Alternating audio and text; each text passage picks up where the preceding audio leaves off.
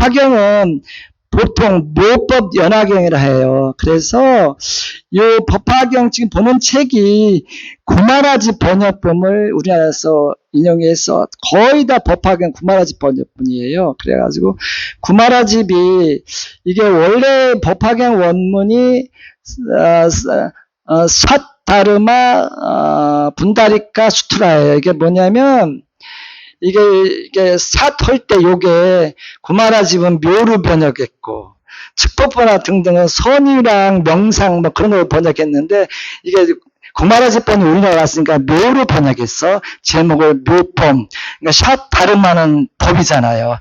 분다리카는 백년 연꽃인데 보통 불교에서 연꽃 뭐 그런 걸 많이 사용해요. 그 광명 예를 들어서 코끼리 뭐 등 상징이잖아요. 상징과 그렇게 하는데 그래서 구마라집 번역본을 그래가지고 묘법 연화경. 그래서 연꽃은 진흙 속에 피어나지만 맑음을 강조하는 거예요. 그러면서 그 연꽃이 하루 뭐 몇 시간 안 펴요. 근데 지잖아요. 지면 꽃이 생기잖아요. 꽃은 현상이에요. 이렇게 보이는. 현상이고 열매는 뭐냐면 실제식 우리의 그 깨달음, 진실함을 추구한다는 의미에서 연꽃을 비교하고 이 부처님이 당시 그쪽에 연꽃이 많았다고 전해졌더라고 안 봤지만 아무튼 그래가지고 묘법 연화경이라는 말을 그 구마집에 의해서 제목을 정했고 요게 보통 28품인데 측법부나 칠찬안타 번역본에서는 27품이 나오고 구마라집본은 28품으로 되어 있어요. 되어 있는데 이게 27품은 대바달타품 11품이랑 견보다품이 합쳐져서 27품이고 구마라집은 무슨 의도에 이르지만 따로따로 11품이라 10품 따로따로 28품입니다. 28품이고 그런데 이게 이게 이제 법화경을 제가 읽으면 추구하는 목적이 뭐냐면 열반경이랑 이 법화경이 비슷한 시기에 나왔어요. 근데 제가 읽어보면 이거 무슨 환경 내용이랑 너무 비슷해서 뭐 내가 그 당시 안 살았고 또 그 다음에 내가 전문적으로 경을 배웠지만 뭐 15년 정도 노니까 그 연구할 부분인데 참 묘한 게 법학이 너무 비슷해요. 그래서 이 내용을 보면 수기를 많이 줘요. 이게 28품 중에서 수기에 관련된 품이 3품 정도 작게 나오는데 5품 정도 돼요. 이게 무슨 소리냐면 솔방 우리들 산에 올라가면 솔방 보이잖아요. 솔방울이 오래되고 못났고 저 꼭대기 같은 데는 솔방이 탁탁탁 많아요. 근데 막 자라고 잎색이 왕성한 소나무는 솔방울이 많지 않아요. 이 얘기는 무슨 데냐면 이런 거 봐서는 부처님이 무슨 소리냐면 수기를 많이 주고 광명을 많이 얘기하고 그런 거 많이 얘기하거든요. 이런 얘기는 보통 우리 어른선들도 전관계라든지 깨달음을 이렇게 주기 위해서는 돌아가실 때 많이 줘요.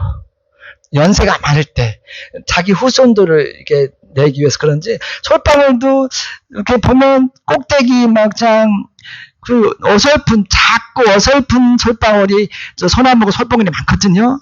그렇듯이 여기도 이런 걸 봐서는 부처님이 돌아가시기 전에 열반경이라 법화경을 같이 해서 수기를 많이 주세요. 그래서 이런 걸 봐서는 돌아가시기 전에 10년 전후에 당신이 연세가 있으니까 만들었겠다 이런 건 그게 보여요. 보이는데 법화경은 깨우치자마자 뭐 여러 상서를 느끼면서 일주일 안에 느낀 그거를 설파하잖아요. 근데 비슷한 게 많아요. 그래서 이런 내용 보면 돌아가시기 전에 10년 전후로 해서 했구나 그걸 느껴요. 그래서 수기가 많아요. 수기가 많고 이게 28품이고요. 그리고 다 읽어보셨겠지만 그리고 2처 3회 두 곳은 뭐냐면 화엄경은 7처 3회가 나와요. 7곳에서 7처 9회가 나와요. 7곳에서 9회에 걸쳐서 반복적으로 법화경을 설해요. 이건 2처 3회인데 아마 요거 봐서는 그땐 건강하지 못해서 짧게 두 곳만 가고 한 곳은 2번 갔어요. 기사굴사는 1번, 보각명전은 허공 보각명이에요. 보각탑인데 그냥 화엄경이 보각명전이라 하고 여기서 보탑이라 하는데 허공을 얘기해요, 사실은. 그래가지고 이게 2곳을 3곳에서 법문을 했지만 법문을 했지만 실제 장소는 2곳이에요. 이런 거 봐서는 연세가 있어서 멀리 못 가시니까 그냥 능력이 있으신 분이고 그러니까 그냥 하늘로 왔다 갔다 땅에서 왔다 갔다 하지 않았나 이런 제 생각이 들더라고. 그렇게 하고 그리고 요런 게 그런 게 있고 이게 이제 여기 내용이 나와요. 그게 밑에가 나오는데 법화경은 경전의 왕이다 이렇게 나와요. 근데 이게 도반한테 누가 왜 이렇게 화계사 도반한테 얘기했더니 무슨 법화경이 경전의 왕이냐고 해서 아니 뭐가 왕인데 그랬더니 무슨 소리야. 그래서 가만히 이렇게 화엄경 얘기하는 것 같더라서 화엄경은 경전의 황제라는 거야. 이 법화경 안 읽어봤지? 요 안에 경전의 왕이라고 나와. 알았지? 그러니까 알았더라고. 근데 이게 경전의 왕에 대해서 굉장히 소중하게 이게 마지막 얘기를 썼기 때문에 마지막 그다음에 화엄경은 자기가 처음에 깨우치고 촥촥 해서 얘기 나온 거고 쭉 수행하면서 안에 여러 가지 경을 열반경 등등 막 나오거든요. 근데 요게는 마지막 경이든지 그래서 법화경의 내용이 비슷해요. 처음 느낀 거를 마지막에 되돌리기 위해 되돌이표로 다시 말씀하지 않은가 싶은 생각이 드는데 천태지자스님이 5교 80 얘기했는데 제가 천태지자스님의 그런 얘기를 내가 뒤집으면 큰일 날 것 같아서 아무튼 내가 경본 입장에서 계속 읽어보면서 그런 게 느껴졌다 그런 생각이 들고요. 그리고 이제 그런 게 보이고 우리가 이제 경전에서 조계 중에 특히 조계 중에 제일 4대 경전을 열반경, 금강경은 소유경전이에요. 조계 중에 소유경전, 열반경, 금강경, 법화경, 화엄경 4대 경전이에요. 근데 그 중에 법화경이 들어가는데 만약에 화엄경이 짧았으면 화엄경을 주로 했을 수도 있어요. 이 법화경은 화엄경이 훨씬 짧으니까 법화경이 많이 주로 익히는 것 같아요. 이렇게 가고 그리고 천태지자스님을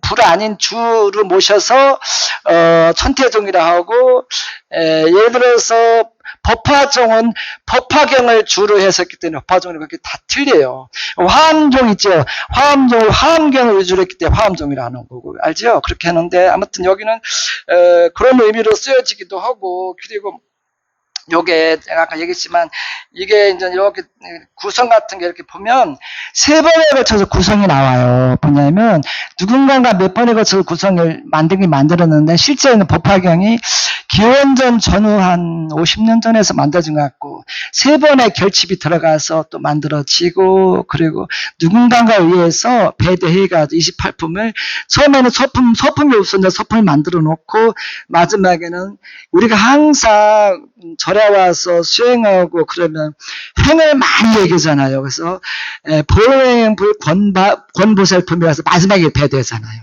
그리고 여기에 관세음보살품도 나와요. 관세음보살이 여기에서 주가 나와가지고 이렇게 퍼진 거예요. 조계 중에서 관세음보살이 많이 전문하잖아요. 오늘도 우리도 했지만 아무튼 그게 특징이 있고요. 그리고 요게 뭐냐면 또 특징 하나 가지고 뭐냐면